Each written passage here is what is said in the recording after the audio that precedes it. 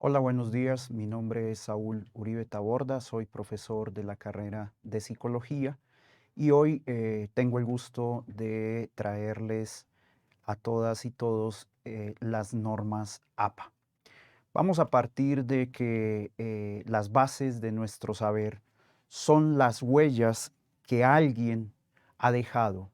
Solo es posible generar conocimiento a partir del camino trasegado por otros. Esto nos lleva a la necesidad de pensar en tener que citar cada vez que utilizamos ideas, conceptos de otros académicos, profesores e investigadores. En este sentido, entonces, las normas APA constituyen una forma de reconocer ese saber y ese conocimiento que otras personas han construido y han generado y que hoy nosotros hacemos uso de él para explicar algunos fenómenos de carácter social, político y económico. En ese sentido, entonces, las normas APA son un estilo de organización y representación de la información. Estas normas se encuentran publicadas bajo un manual que se está renovando continuamente y que ofrece a la comunidad académica una forma precisamente de organizar ese conocimiento, de presentar el conocimiento y sobre todo de reconocer que las ideas que están expresadas muchas veces en nuestro trabajo constituyen ideas que han sido pensadas, elaboradas por otras personas y que nosotros las estamos utilizando para dar a conocer una realidad o un fenómeno en el que estamos investigando. En ese sentido, entonces, las normas APA son una forma de estandarizar la manera en que nos referimos a ese conocimiento que estamos utilizando de otras personas. Eh, estas normas son sumamente importantes porque además de permitirnos estandarizar ese conocimiento, ¿cierto? Nos permite entonces eliminar las redundancias que podemos encontrar dentro del proceso de conformación o presentación del Estado, de las cuestiones que estamos investigando. Entonces, las APAs corresponden a un estilo determinado que está acorde con el área de estudio o conocimiento. Y en este sentido, la psicología entonces utiliza las normas que la Asociación Americana de Psicología ha determinado para poder organizar dicho conocimiento. Existen otras formas de citar y entre ellas tenemos algunas que he decidido traer hoy a colación. Por ejemplo, las normas Vancouver que se utilizan esencialmente para las ciencias de la salud, las MLA que están utilizadas para las humanidades y las IEEE que son utilizadas por el mundo de las ingenierías. Como ven, es una forma de organizar ese saber y ese conocimiento que nos permite entonces establecer un diálogo organizado con otros académicos y otras áreas del saber científico. ¿Por qué es importante citar y referenciar? Es importante porque nos presenta, en primera instancia, nos permite fundamentar una investigación o un trabajo científico. Recordemos pues que muchas de las ideas que hoy nosotros tenemos ya han sido conceptualizadas, ya han sido trabajadas por otros académicos y desde esas perspectivas entonces es importante hacerlo saber. Es importante porque permite proteger los derechos de autor. Recordemos que no todas las ideas que estamos utilizando dentro del trabajo científico nos pertenecen. Muchas de estas ideas las hemos estado tomando de otros autores y las hemos ido alimentando con el transcurrir del tiempo hasta que hoy las estamos utilizando dentro de nuestros contextos. Es importante citar y referenciar además porque demuestra respeto por el trabajo de los otros y a su vez reconoce el valor de esas otras personas, de esos otros investigadores en la construcción de las ideas propias. Nuestras ideas solo serán posibles constituirlas, crearlas en la medida en que podemos y tenemos la posibilidad de discutir con otros investigadores e investigadoras. Es importante citar porque permite a los lectores ubicar las fuentes que fueron consultadas dentro de nuestro proceso de investigación y a su vez les permite a ellos ampliar sus conocimientos sobre el tema que estamos trabajando o avanzando, identificando y trabajando en nuestros ámbitos del saber científico. Y lo otro es que es muy importante porque cuando citamos estamos generando un respeto y una seriedad por el autor o la autora que ha producido esas ideas y que nos permiten hoy entonces entablar un diálogo con ellas. ¿Qué es una cita? Bueno, una cita es también llamada como citación, se constituye básicamente de un fragmento de una expresión humana, en este caso de una idea, de un concepto, de un saber, de el conocimiento de otra persona, que a menudo esa cita es escrita u oral y que ha sido insertada en otra expresión humana, es decir, es una idea que yo extraigo de una lectura que, o de un artículo científico que otra persona ha escrito y yo lo traigo a mi ámbito del saber y del conocimiento para dar a expresar o a entender dichos saberes o dichas ideas en el proceso de explicación de un fenómeno social, ¿cierto? Entonces, tenemos un ejemplo de cita, ¿cierto? Cada quien come de sus vanidades y se agarra como puede de la ilusión.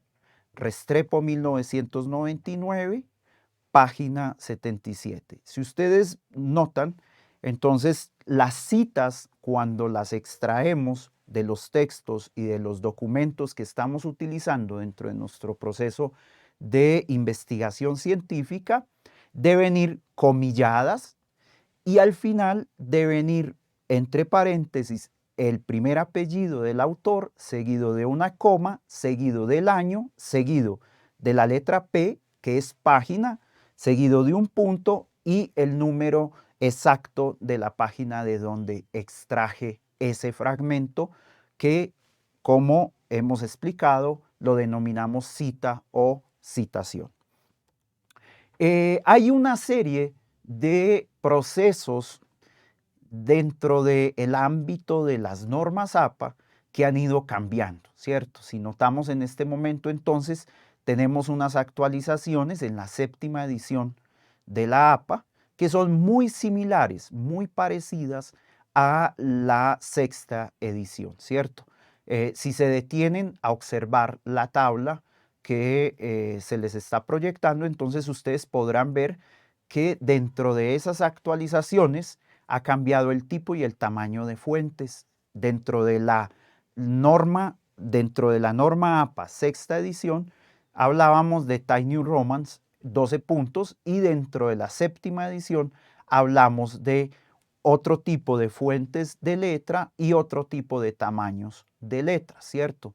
En ese sentido, entonces, siempre hay unas actualizaciones que debemos tener presente y en cuenta a la hora de presentar nuestros trabajos académicos, principalmente porque es una forma de estandarizar y dar a conocer dicho trabajo dentro de un sistema de comunicación un poco más amplio dentro del ámbito científico. Las márgenes también han cambiado. Si ustedes notan, entonces, al menos 1 pulgada en la 6ª edición y dentro de la 7ª edición, entonces ya nos hablan sin a un doble espacio antes del nombre del autor y eso a 1 pulgada a todos los lados, perdón. Y eso es importante porque nos permite entonces ir, como les explico, estandarizando el conocimiento.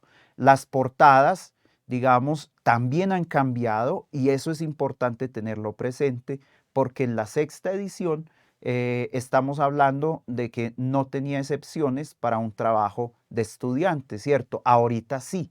Ahorita entonces tenemos una serie de actualizaciones que nos permiten ir organizando el trabajo. Entonces, en la séptima edición, el nombre va en negrita, el título, y una línea adicional de doble espacio antes del nombre del autor. También en el encabezado, ¿cierto? En la sexta edición se requieren palabras de título y portada. En la séptima se omite el titulillo, ¿cierto? Del encabezado de la portada, y más bien se ha optado por un solo título abreviado en todas las páginas sin usar lo que llamábamos titulillo. Igualmente en la longitud del texto, ¿cierto? Entonces, en la sexta edición estaba limitado a 12 palabras, y en la séptima edición, digamos que hay una limitación de las mismas 12 palabras, pero no es obligatoria, puede extenderse un poco más. Eh, Hay una serie de identificadores dentro de los documentos, artículos y archivos que estamos utilizando para dar a conocer nuestras ideas en nuestras publicaciones y trabajos de carácter académico.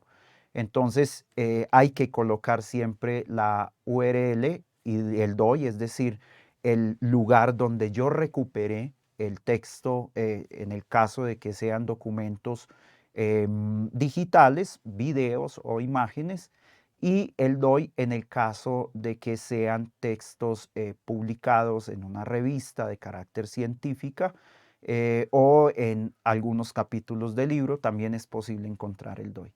En una de las, en la sexta edición, permitía la ruptura, ¿cierto?, antes de la mayoría de los signos de puntuación. Sin embargo, cuando pensamos en el ámbito mucho más actualizado de la séptima edición, digamos que no es necesario insertar saltos de línea manualmente en el DOI o en el URL, y sobre todo porque algunos de estos son extremadamente largos.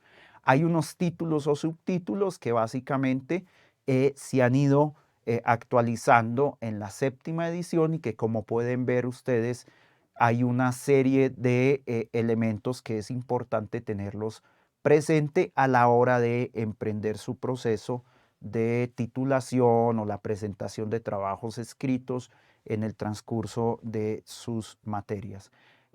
Hay además unas citas donde se pone la fecha de la cita primaria en la sexta edición, y ya en la séptima incluye la fecha de la fuente primaria, si se conoce, en la cita de fuente secundaria.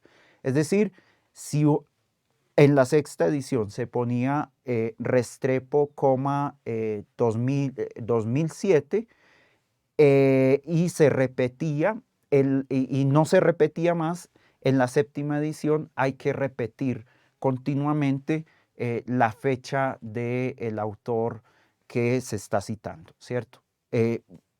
Para que ustedes tengan mayor posibilidad de entender de qué estamos hablando, hay una tabla que ustedes pueden consultar. Igualmente el material está disponible para que ustedes lo hagan. Hay una estructura general de un texto en APA, ¿cierto? Y entonces, de forma obligatoria, todos los textos en formato APA deben incluir una portada, el contenido principal del texto y las referencias. Algunos elementos adicionales pueden a su vez incluir resumen, tablas, figuras, apéndices y notas al final de cada texto.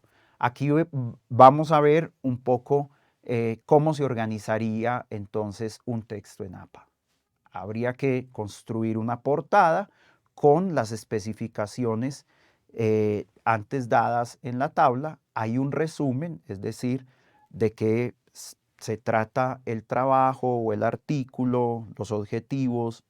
En algunos casos se pide además enunciar la metodología y los principales hallazgos dentro del resumen. Las palabras clave son aquellas palabras que permiten identificar de manera rápida, clara y oportuna los contenidos que están expresados a lo largo del documento. Por ejemplo, si un autor o una autora está escribiendo sobre psicología clínica, pues una de las palabras claves que tendría que tener su trabajo tendría que expresarnos precisamente eso, psicología clínica, paciente, Ecuador, etcétera. Son palabras que permiten ubicar rápidamente el tema, la localización geográfica en la que se desarrolló el estudio y demás aspectos que el autor o la autora tenga como relevantes para el proceso de hallazgo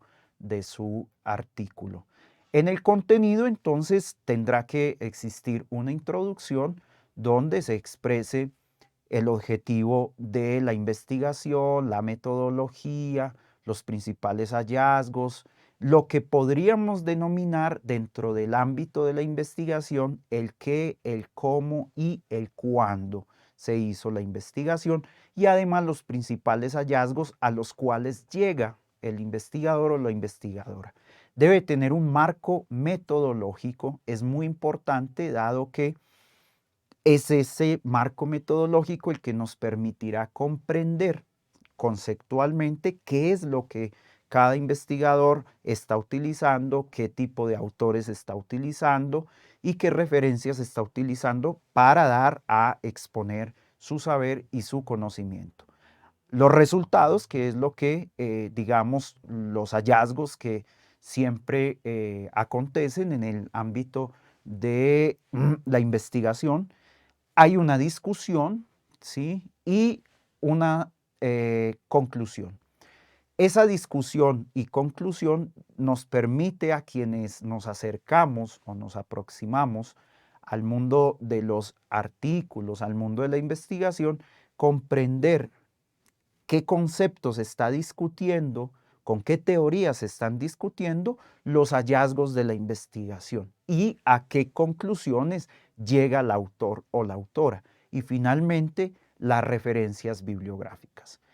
En el próximo video vamos a detenernos a mostrar cómo deben ser citadas las imágenes, los cuadros, los gráficos, etcétera, que hacen parte de los procesos de investigación.